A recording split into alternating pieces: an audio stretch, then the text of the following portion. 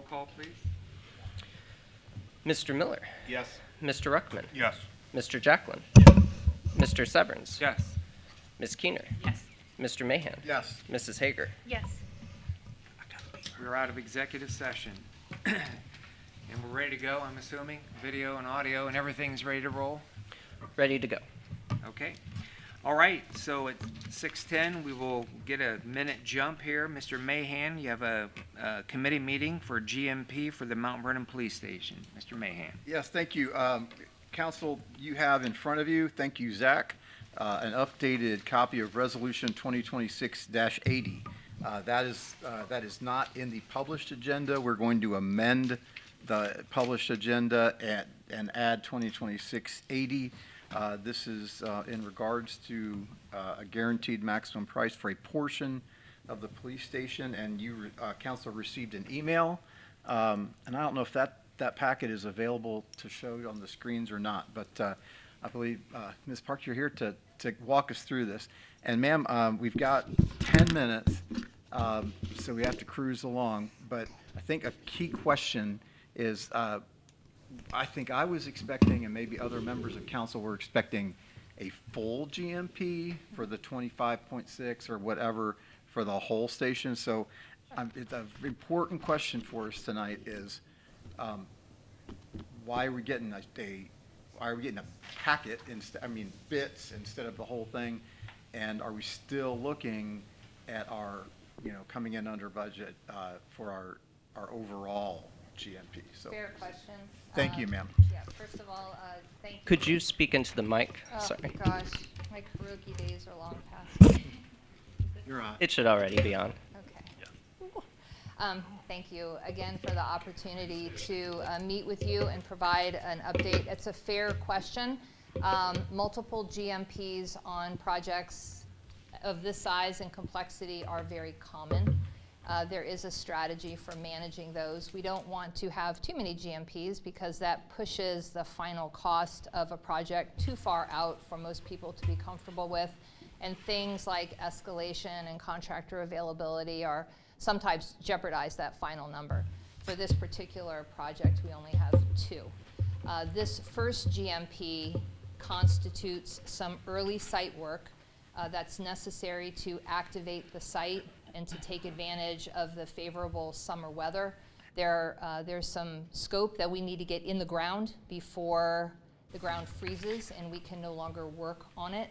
And then there are 3 items in this GMP that are part of an early procurement strategy for items that are associated with long lead items. And those 3 items are the rebar for our concrete, mechanical equipment, a rooftop unit, and an air handling unit, and some other mechanical equipment, and then our generator, which generators right now are trending 39 to 40 weeks lead time. And so we need to get this project in the queue for production so our generator is available to be delivered to the site when we need it.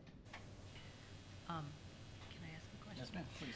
So if we're looking at our total project as a pie, and there's 100 slices to this pie, how many slices are we going to eat with the $6 million? Let's see, I would say 20%. Okay. 20%. Yeah. Now, I do want to clarify, the scoping has occurred for the entire project. Every bid package, every scope to buy out the entire project has been completed. There are just some items that are being verified, contractor pricing. The project did go through a pretty extensive value management exercise to refine some scope, dial back a little bit of the design where it was appropriate to do so, maybe get ahead of some other lead times for various materials. Those items are still very much part of the conversation.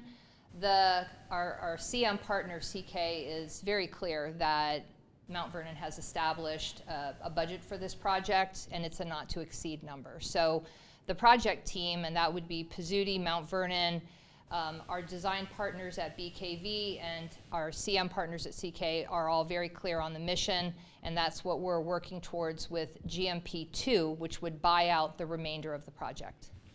I understand the value management discussions have been spirited. So, I appreciate your work on that. Are we still, I know we're talking about this resolution tonight. I have 6 minutes. Council, I'm going to ask for, to waive the rules and to pass this tonight so we can get ground broken. Ma'am, could you explain why it's important to waive those rules and get this done this evening? I'd be happy to. The contractor's construction schedule assumes activating the site on July 20th. By activating the site, I mean they're going to take control of it, establish the site boundaries, set up their job trailer, stand up their EPA requirements, their SWIP requirements for managing the environmental considerations of the site. And those early GMP1 contractors who, especially the demolition, because we have a building on that site that needs to go away. And then there is some site balancing and leveling that has to occur. All that needs to get started right away in order for the rest of the construction schedule to be preserved. Council, additional questions specifically on 2026-80 first, and then if we have questions about the police station overall, we still have a few minutes. Yes, I got a question. We're sitting here in a committee meeting talking about this, and I don't believe we've had a first reading on it. So how did we get to a committee without even having a first reading? You mean from a parliamentarian process? Yes. My understanding is that we can call committee meetings for any reason, and upcoming legislation. Our parliamentarian is not here, but this is, to my recollection, not the first time we've had a preemptive committee meeting. I can answer that question. You can have a committee meeting on any topic without legislation being on the agenda. We've long anticipated a GMP for this project.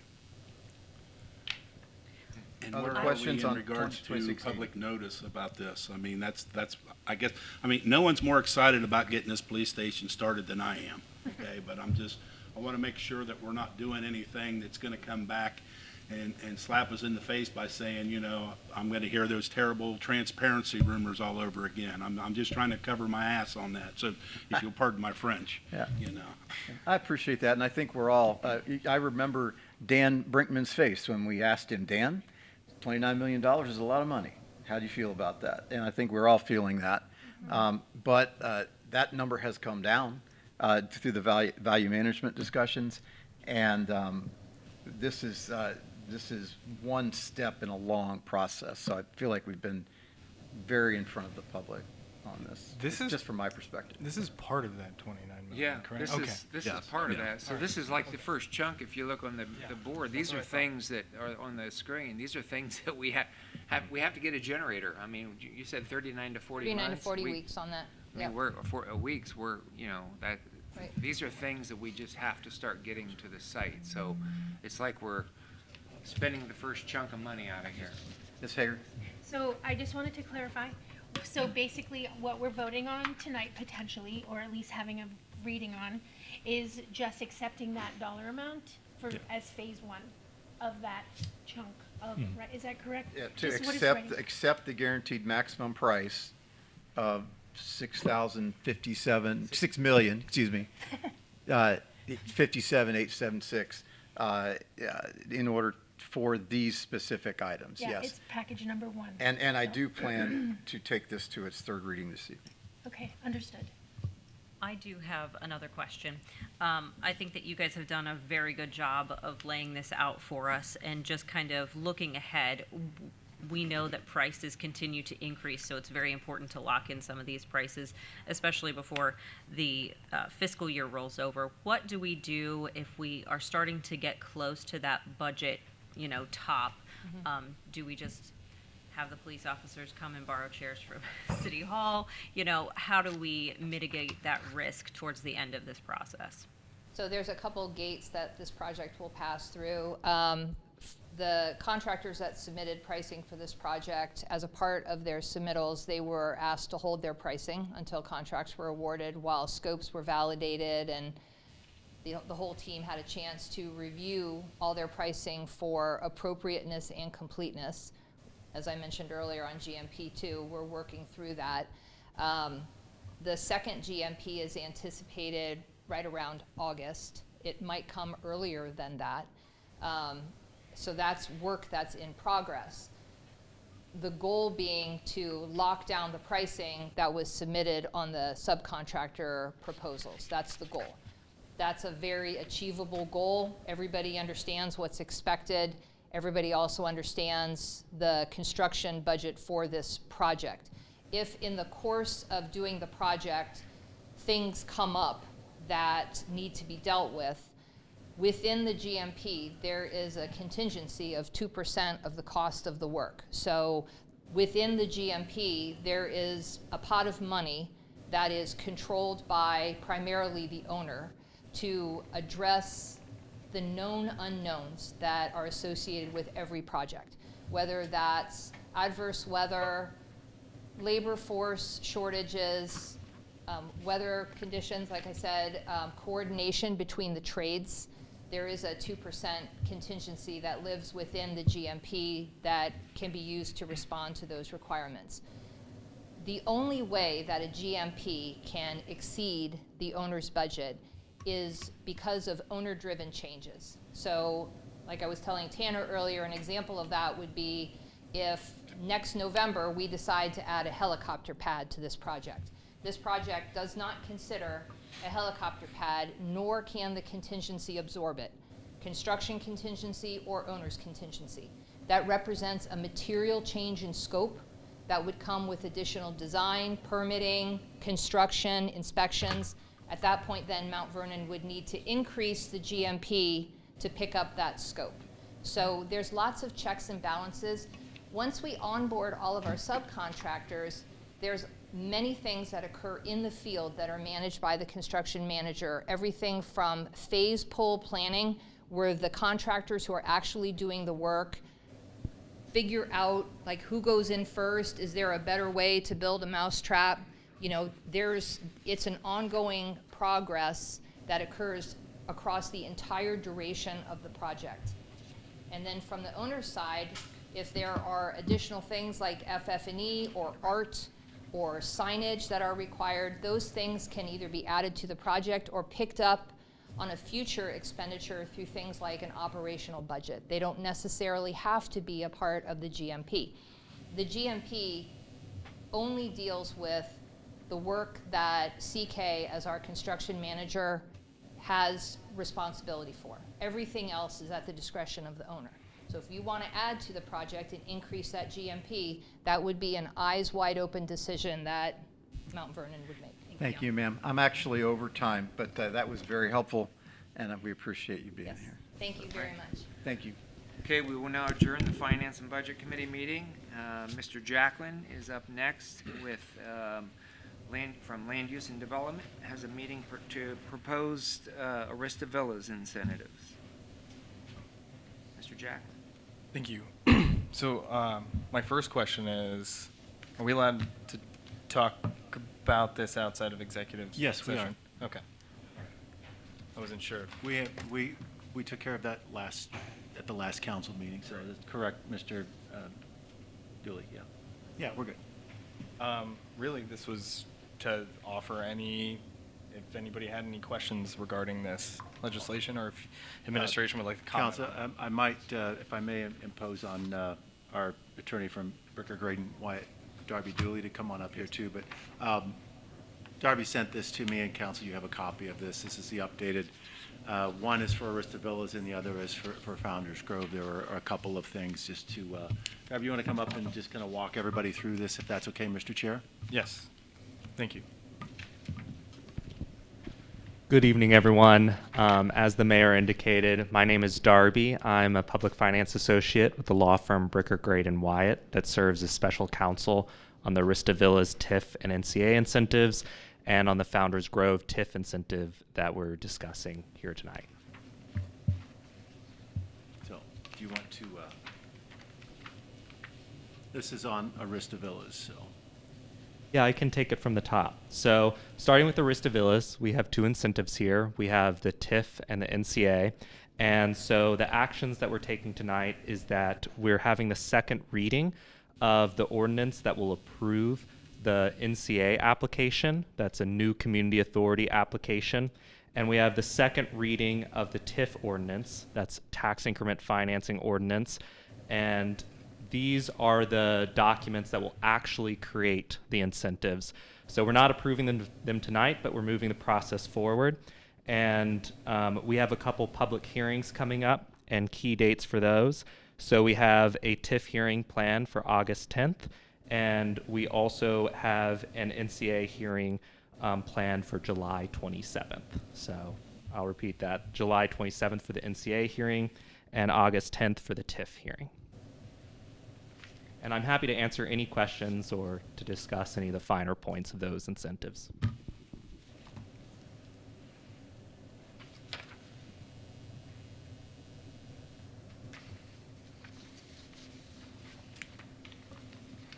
Sir, thank you for being here this evening.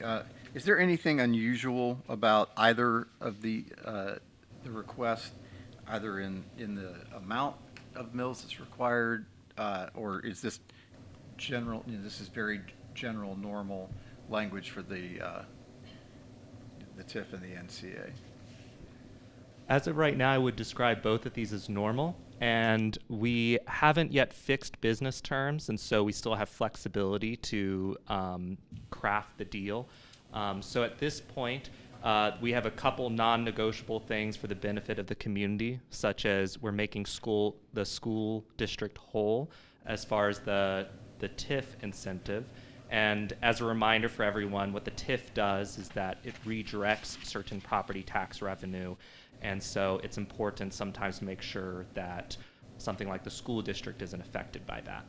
And also on the new community authority, its purpose is to levy a community development charge to finance public infrastructure. And we are going to authorize up to 10 mills, but we haven't actually settled on the final number. So we could bring that down, or we could go all the way up to the 10 mills, based off of the way that the ordinance is written. And the property owner is the one who requested to go up to 10, or is that going to be negotiated? So as of right now, the property owner has requested 8 mills, Okay. and then 2 mills being left over for the city. That would still be negotiated, and we can bring that down. The reason that they're asking for that number is they've done some calculations on their end as far as what bond financing they want. So there would be revenue bonds issued by a third-party issuer, something like a port authority, and those would finance the public infrastructure, and those bonds would be secured by the revenue of the TIF and the NCA. So they have an aspirational number in their mind of what they need to pay for that infrastructure. 8 mills would be fairly standard.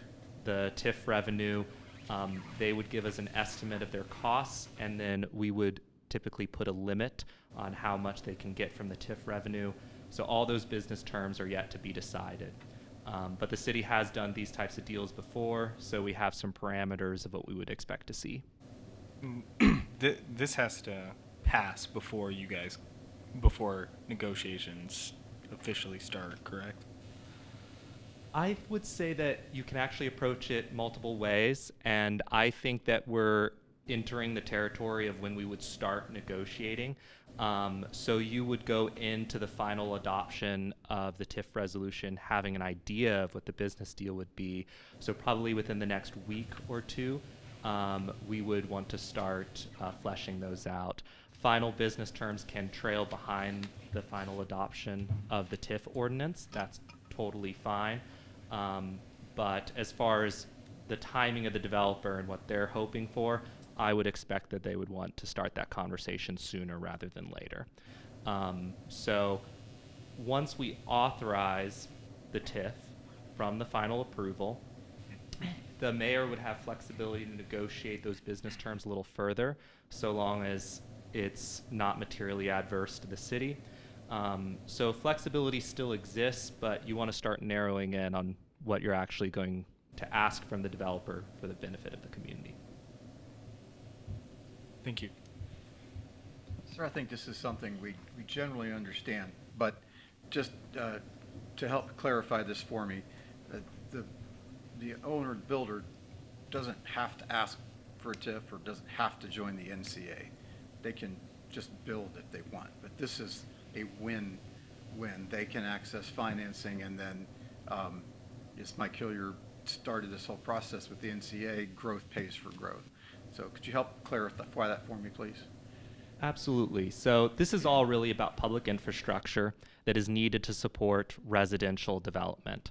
And so the NCA charge, it adds a little bit of an additional charge to pay for that infrastructure. The TIF redirects some real property tax revenue from other directions to help pay for that public infrastructure. But that's the focus, is that you're changing this revenue from one public purpose to another. Conceivably, a developer can build without these incentives if the circumstances are right, but these incentives exist under the law so that communities that are struggling to reach the metrics that they want to see for their growth, or are perhaps having their residents priced out on single-family housing, can support the kind of housing that they need to see in order to keep up with their growth. And as you said, a common way of summarizing these incentives is growth pays for growth.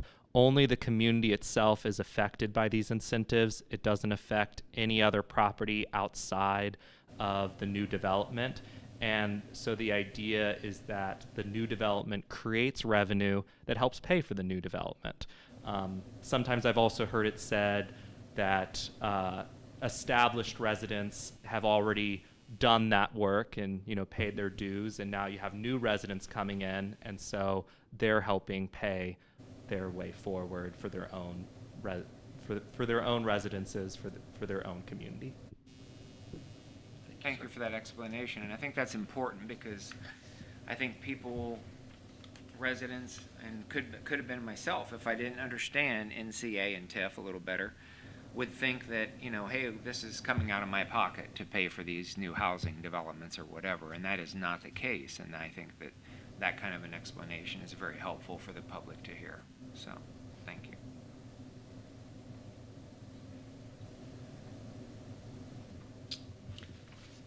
Are there any other questions? The other part of this is the NCA. For the benefit of the public, could we get a description? I know it's a term we're familiar with, but is it something that we could get a description just for the everyday Mount Vernon citizen that hasn't necessarily had this to review on a regular basis? We throw around a lot of acronyms, and I know it can be helpful for folks to actually have a refresher from time to time as to just what it is and what the basic function is that it serves.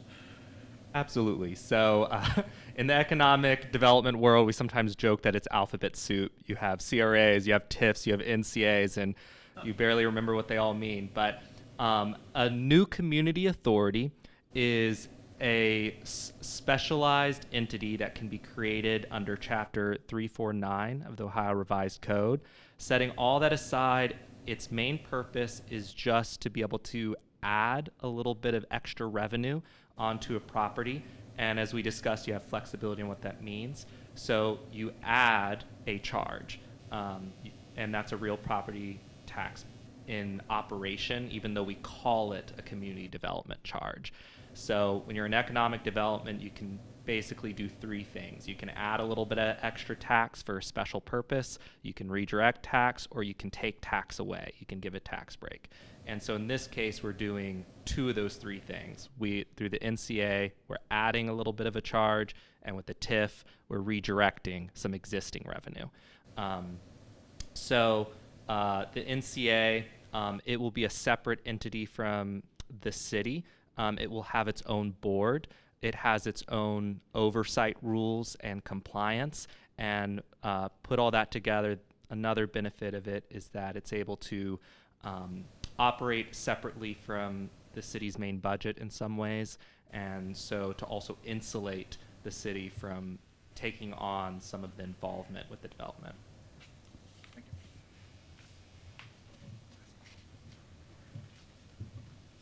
just remind us then what could occur during the public hearing on the 27th for the NCA and on August 10 for the 10th? What could happen, or who would want to speak to that, and how would they want to speak? Just an idea. Yeah, so the public hearings exist so that the residents of a community can participate in the process and be heard. There are not any specific rules in the statutes themselves about what needs to be said or who needs to show up. It is something that notices have gone out to key stakeholders, so property owners within the land affected get notices. For the TIF, not the NCA, there are some notices that go out to the schools, to the county, a couple others. And so the people who are most affected get notices and are able to show up and be heard. And even for the broader community, it just puts something on the agenda for the city so that people can talk through it. It's all just about due process so that these statutes give people an opportunity to discuss. Good, thank you.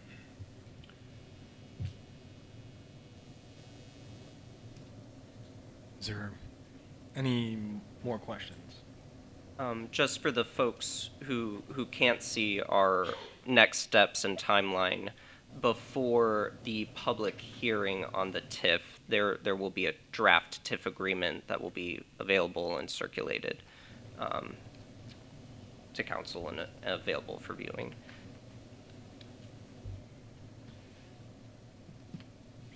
Good. Thank you. All right. Okay, we will now adjourn the Land Use and Development meeting.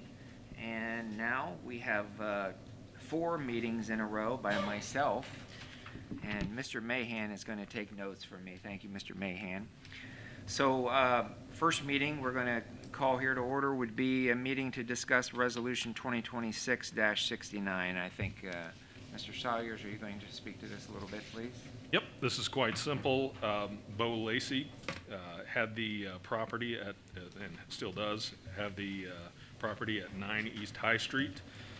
We worked with them to split that lease to 9.5 East High Street, and Advocates for Children leased the top floor of that facility, so that's on the Togger block right there, the green building maybe you're familiar with. Does everybody know what we're referring to? Okay.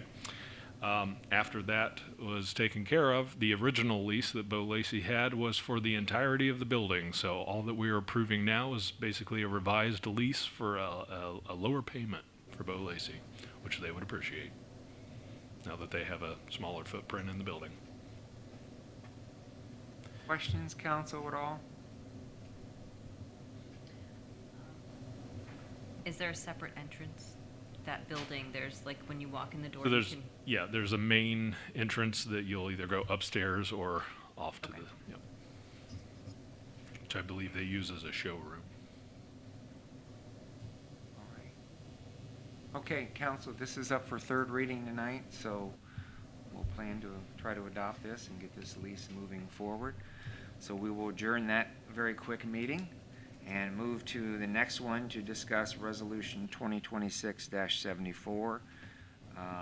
Mr. Sawyers, I believe, are you going to talk about this one again for us, please? This resolution is an LPA agreement regarding the State Route 13 reroute project, which is a project in coordination with ODOT. This is, as I understand it, a boilerplate piece of legislation. That is all I have to say about this project. Questions about that at all, council? These are meetings that we felt like we needed to have, and if we don't have questions, I guess we'll move quickly through them tonight. Any questions on that? I plan to just give this one a second reading tonight, so we will not be adopting anything there at all. So, all right, we'll move right on here. These are going quickly. We're going to discuss Resolution 2026-75, the construction manager at risk for the Justice Center. Mr. Sawyers, you want to lead us on this one as well, please? So I will invite Ms. Parks back up to the podium. We have been working with the CMAR, so it was a new thing that we worked with, and then we decided to do it a lot. But the reason that we chose that is because it works, is especially for a large project. So we have an active CMAR on both the police station project and the wastewater plant project. And now we are now far enough in the design process with the court project, or as we have been referring to it as the Justice Center project, because it's more than just the court in that facility. We're long enough in the process with the design to bring on that construction manager. And just so you're aware, even after you would accept this piece of legislation, should you accept it tonight, there's still at least 2, if not 3 more months of work on the administrative side of this, because this is just the authorization for us to issue that request for qualifications. So there's still the issuance of that RFQ, there's still the grading process and the acceptance process, and then bringing them on. So we have been moving along pretty routinely, pretty quickly, I would say, with our court team. They may not feel that way, but on the design process, it's much easier to redesign a building, I would say, than it is to build a brand new one, although I would say internally our team might disagree. Or definitely disagree. It's easier for me. So you got your 4 walls already.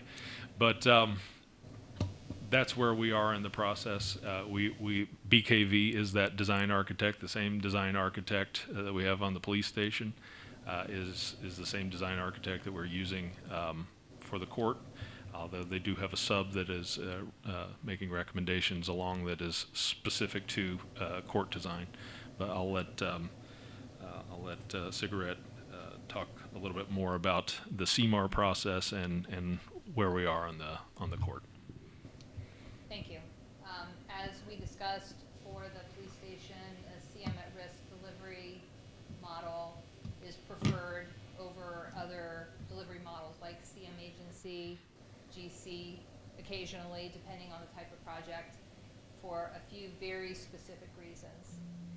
The main one is it transfers the risk for the project away from the project owner and gives it squarely to the construction manager, who holds all the subcontractor contracts. It's administratively less burdensome for the project owner. It facilitates coordination among the trades. It helps with pay application process because the owner only has one contract, and that's with the CM, as opposed to like CM agency, where the owner has prime contracts with every single contractor on the project, whether they're 3 or 150. And another big win under the CMAR delivery model is it capitalizes on the opportunity for cost containment early in the project, and then, of course, leads up to the guaranteed maximum pricing, the GMP that we talked about earlier today. So it is a very reliable delivery model that allows the project to progress more efficiently and with much less risk to the owner. Questions, council? Is there any drawback to this model? That's a good question. I think most CMs understand that the construction manager industry is a reputation-based industry, that to deliver effectively, contract compliance, active project management, proactively looking for efficiencies within a project are all things that contribute to a good project from beginning to end. Occasionally, and I don't think that we have too much of that to worry about in this part of the country where we are, sometimes the CMs require a little bit more supervision, but that is where the RFQ and the best value selection process will prevail. The RFQs essentially establish whether or not a construction manager is even qualified to do the job that they're pursuing. And the criteria for identifying that qualification is established by the owner and the owner's team. And I would say that's basically the only true risk, is that when an owner speeds up through that process, sometimes those assurances that are associated with the qualifications and best value selection get left on the table. But that is not something that I don't think we're particularly worried about, if for no other reason than over half of the team for that project is also on the police station project. There is some team synergy. We understand Mount Vernon's priorities and the type of information that would be most useful to Mount Vernon in general. Thank you. Question. So you said that this is about 3 months in the pipeline of administrative stuff before we get to this point. So are we looking towards the end of the year to start making moves, really? So we're actively in the design process now. It has been stated that we could finalize design probably by early fall, which is, I think, an exceptionally good schedule, which is why I would really like to see, I mean, this is administrative preference here, but we would really like to see a CM on board, because what I'm afraid of is design being way ahead of schedule and then us not be able to execute on design, and the project just kind of stall out. We would like to keep that moving. That way we could move into a procurement stage, and then we have to talk about financing and everything Well, simultaneously. That was my thought, because I know that, having sat here for a little while, January rolls around and stuff that we were looking at in November is double the price that Right. it was the previous year. Yep. So that's why I was questioning that timeline a little bit more in depth. So thank you. If we didn't, who would handle that? If we didn't move forward with If we didn't handle the CM. CM. if we didn't have a CM. Yeah, who would handle that? What are you doing, Quentin? Yeah. Yeah. This is the value of having Yeah. somebody who Yeah. knows. You'd have to do what we do typically with any other project. It would be either a design bid build, or I don't think you could get a GC to handle something this I mean, you could try, but There's yeah. some pretty big GCs in the But- area, but Yeah. there's some cost control considerations on the general contractor side. That can be managed also. It's time. It's time that takes away from a staff member's primary duties. And even though it's not an enormous project, because of the type of facility that we're talking about, there are certain quality and design considerations that need to be managed to the satisfaction of Mount Vernon, but also, and maybe even especially, the court. So, just to lay it out in plain language, hopefully I'm interpreting this correctly. This would be bringing on somebody who's an expert in this field without having to hire them as a full-time employee and keep them on, as if we were going to just build $1 million building after $1 million building. A CM is an extension of staff for Okay. a very specified purpose. And then we also have an owner's rep, which is basically, for lack of a better term, sorry, Sig, a rodeo wrangler of all the CMs. As an owner's rep, what we like to share with people is that your job is your job. Our project is, your project is our job. So it's an extension of the owner's staff that facilitates a specified scope of work from beginning to end, and that includes things like turnover, training, to facilitate training by people who are best qualified to do that training, managing, evaluating pay applications, facilitating with stakeholder engagements, all of which would fall to a single person or a group of people who might otherwise have full-time jobs. And And we council, don't have time for, our engineering department is like swamped. And- So and- this is a great benefit. to Councilman Jacqueline's Nod, point. yes, slowly from the back. Yeah. That- voting. Because we had, every however many decades that we have to build a building or do some of these major projects, suddenly all the other stuff didn't stop. Like, and the public doesn't expect those, the public's expectations, and rightly so, those don't stop either. So that's why I think So, thank you for that, teeing that up. But we may, if I might, like, we're building a police station, but we still might, want something to be done about, how, the roads, right? Yeah.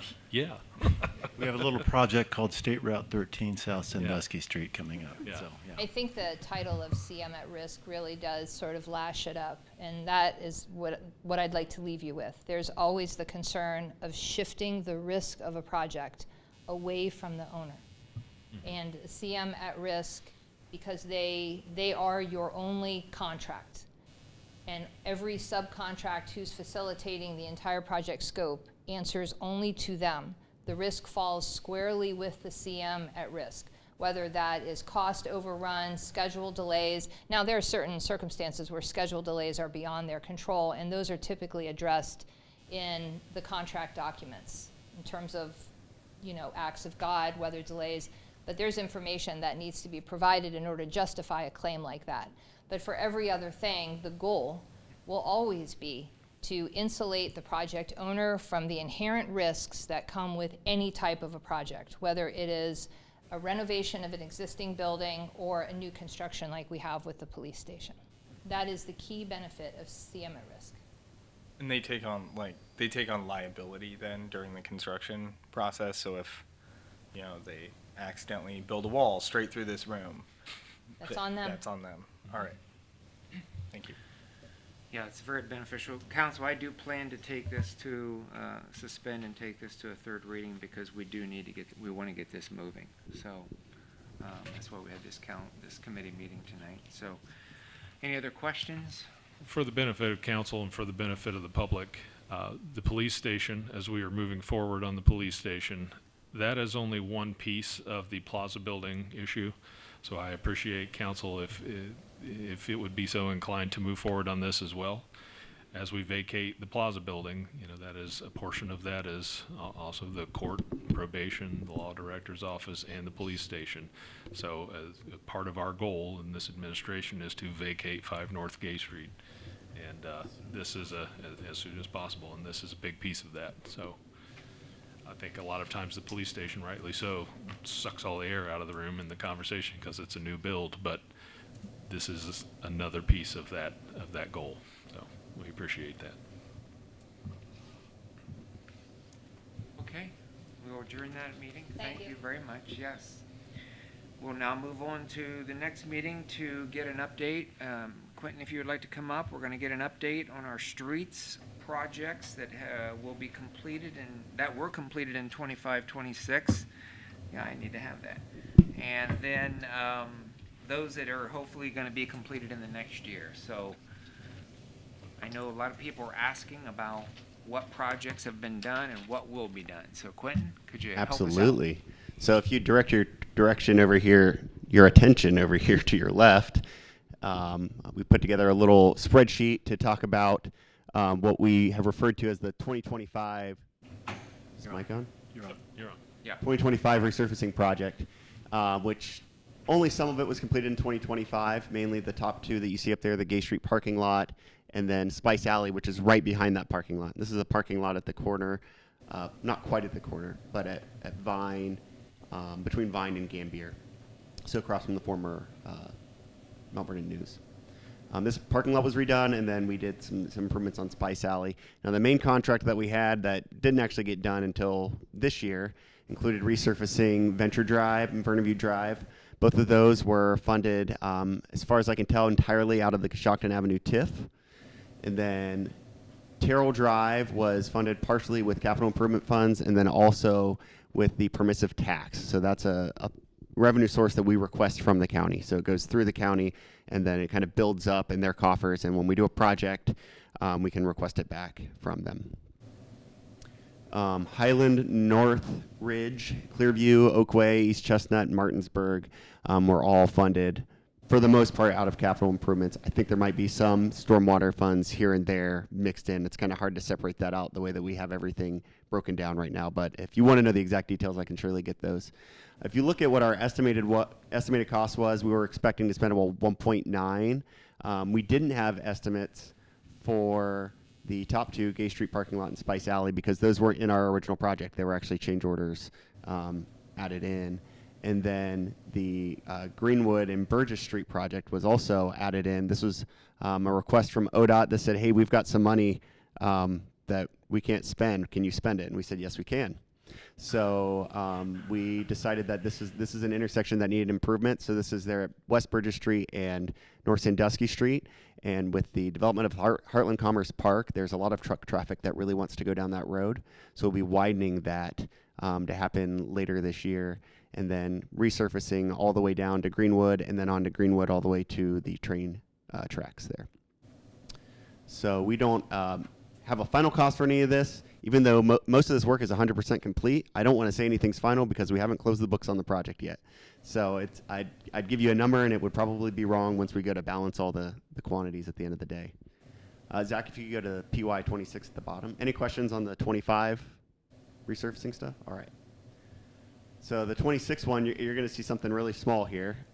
We had a 2026 resurfacing project with several things in it. The way that the finances were shaking out this year because of several other construction projects going on, there was a lot of uncertainty of whether or not we'd have the money to do that. So we were very hesitant. We didn't bid it, especially since we were also in the middle of paving for this year. So what we've done is we've moved the 2026 resurfacing onto 2027, and we're hoping that we can kind of carry over some of the funds that were appropriated for that this year and appropriate them in addition next year, kind of supplement the normal budgetary appropriations for 27 with what was left over this year. But this year, one thing that we would like to do, we think that Edgewood Road, in particular on the east side, is in need of some pretty immediate repairs.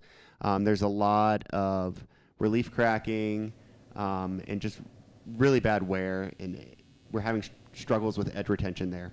So what we've kind of conjured up is we think for $79,000-ish, under $80,000, so we can do it as a no-bid contract, we can get a 7-foot wide mill and fill on the east side of Edgewood Road, going all the way from Gambier to Chestnut Street, and doing some spot full-depth pavement repairs in there along with that. The other thing here that we're struggling with, we have a contractor who we're waiting for an actual proposal from, and hoping that they can fit it in this year, because we'd really like to get it done this winter to prevent any further damage from freeze thaw over the winter. Any questions on that one? Can you explain why it's like, I guess, I'm not an engineer, so this may be a silly question. Why is it a partial mill and fill and not like, say, what happened with, Highland Drive? Yeah, the real issue right now is it's with at least the local contractors, it's already going to be a bit of a squeeze to fit this in. This isn't a super long project, but if we were to do a full width repair and resurfacing, then we wouldn't be able to fit it in this year. Okay. So the decision is we're going to do part of the road this year. What we'll do next year is when we come back, we'll still mill off, in addition, to the rest of the surface, we'll still mill off the new pavement that's there so that we have a clean surface over top. So we don't just have this strip that's going down the one side. We just want to have the one joint in the middle of the road as much as we can. This will be a great improvement in this area, and 7 feet will really take out a lot. So if you think of the east side is where the woods are, and I think because it gets less sun, they freeze and break up a lot more. I notice that even when you're just driving around other city streets, anything that's shaded all the time during the winter is not getting sun to dry those out, and it really tears the road up. Yeah, there's also, the pavement is kind of low here compared to the ground next to it in a lot of this stretch of the road. So we're hoping to bring that edge of pavement up slightly to improve drainage. As you said, the water's not getting off the road, it's staying on the road, and then it's not drying out. Yeah. So I don't want to blame the trees entirely, but the water's not getting off the road is the main concern here. Okay. All right, moving on, 27. This is what we've got planned to put in our 2027 resurfacing project. So as most residents of Mount Vernon know, if they ever go north of town, Mansfield Avenue is pretty poor. Obviously, we've been holding off on this one to get all the work done, so we're not tearing up a brand new road. But we're planning on resurfacing Mansfield Avenue from approximately Belmont. We're going to pick up just south of Belmont, where we ended our last resurfacing on Mansfield Avenue, go all the way to city limits. So that's just north of Grange Avenue. We'd also, while we're in that neighborhood, like to do Nash Street, which is the short connector right at the intersection there with Noose and Mansfield that goes over to Mulberry Street. It's in really bad shape, and we'd like to do a mill and fill on that with some spot repairs. Taylor Road, kind of finishing that corridor there, connecting all the way into State Route 3 or Worcester Road. We'd like to do a mill and fill on that as well. And then Emmett Drive, Decatur Drive, and Marcia Drive are all in pretty poor shape. So one of the roads that we did do out there, we did a full replacement of the road, and we had to underdig it. There really wasn't much pavement there to begin with, and the subgrade was just clay, which is a terrible material to build a road on. So we're planning that we have to underdig it probably a foot, and then put down good material, and then put in a nice 7 to 9 inch of asphalt in there to get that done. So those do have some pretty high, estimates associated with them. I would say I think these are pretty conservative estimates. I'd like to shoot high and then hopefully get an end price that's a lot lower. And as we get further in on designing and estimating this, we might see that number come down a little bit as we have more accurate quantities. And then the last one that we'd like to do next year in our 27 resurfacing is Yager Road, which not only needs to be resurfaced, but also needs new curb and gutter, pretty much the full length. So we would basically tear out that whole road, put in all new curb and gutter, and then resurface it. And that would be a nice way, I think, to clean up the cattle dam project after that construction's done, to come in and have the heavy construction out of the way, and then just get this road resurfaced for another good couple of decades, hopefully.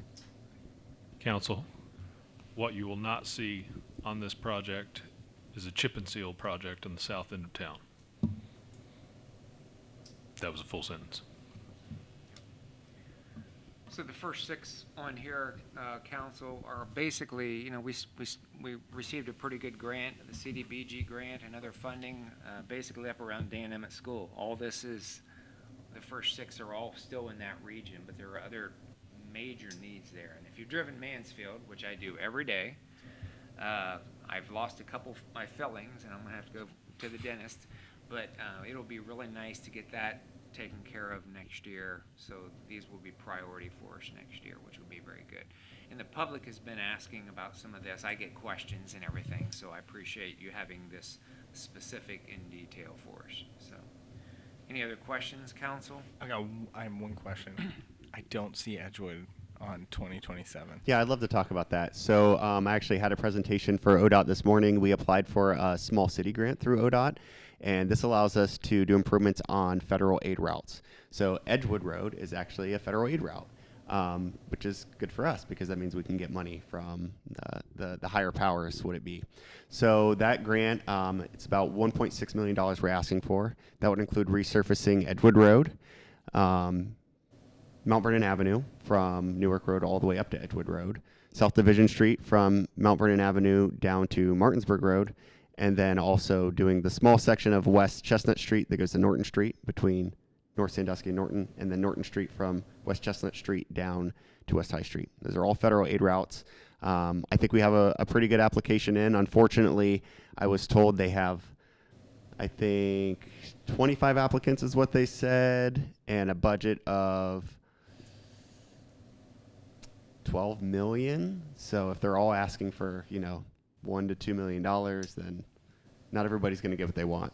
So we're committed to getting that done. That would be that would put us off until 2030. So this is one of the other reasons why we really want to push for getting this mill and fill done on Edgewood.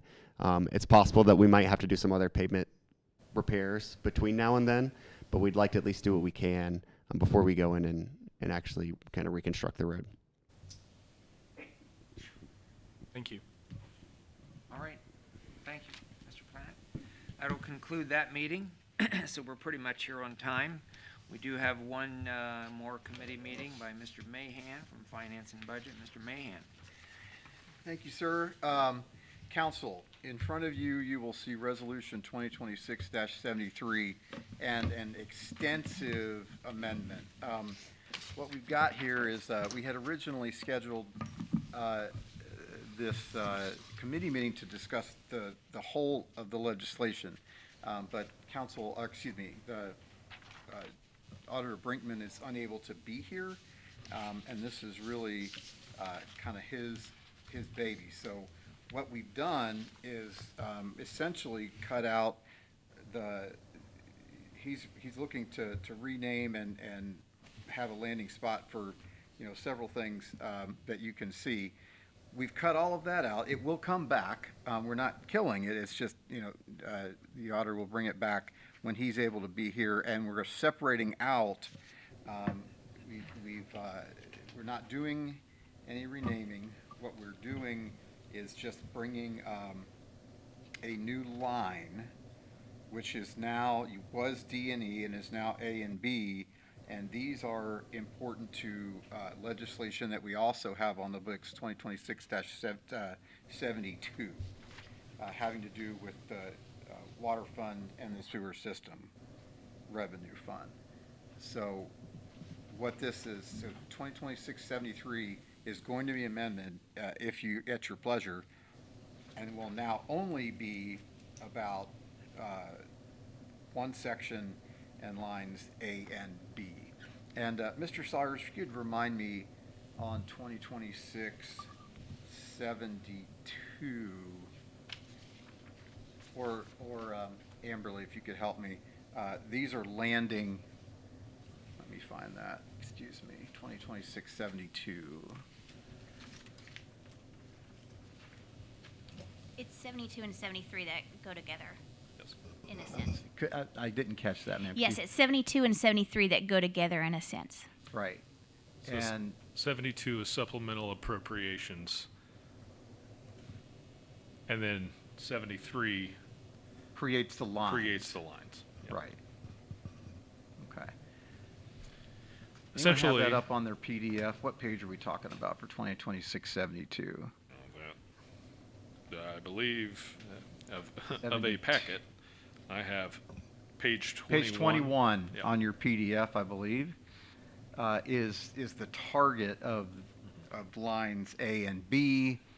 And so in order to pass 2026-72, so we can move money into the general construction fund, is that correct? Would you, Yes, thank you, ma'am. Number 3 and number 4. So we can move money into those accounts. And it's important that we move money into those accounts because that has to do with our the water wastewater projects that we're working on. So correction, can I? Yes, can I help please. out? Okay. All right.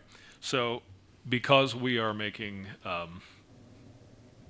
building adjustments to the Mount Vernon Municipal Center and including the utilities department here, this is the square footage. We measured the square footage here, and equitably, this is the utility share of the construction cost for this building.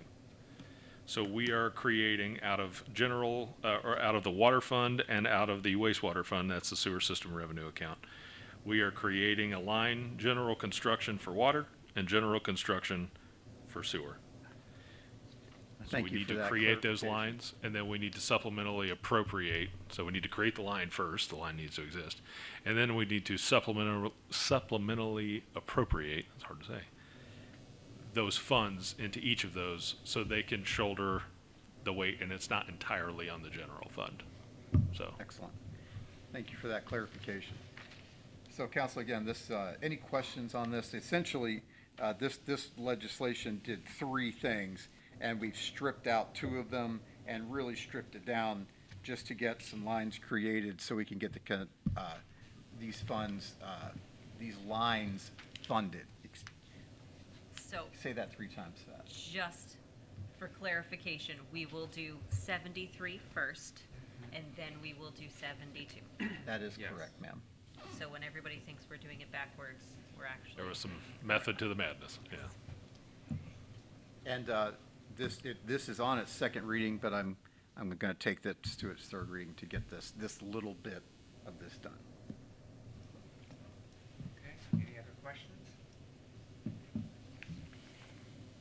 All right, that ends our committee meetings for July 13. If there are any residents that wish to speak on matters of city concern, please see Mr. Sherman, who's down here on the end, and complete a form to get on the agenda. And as of that, we will now recess until the legislative session, which begins at 7:30.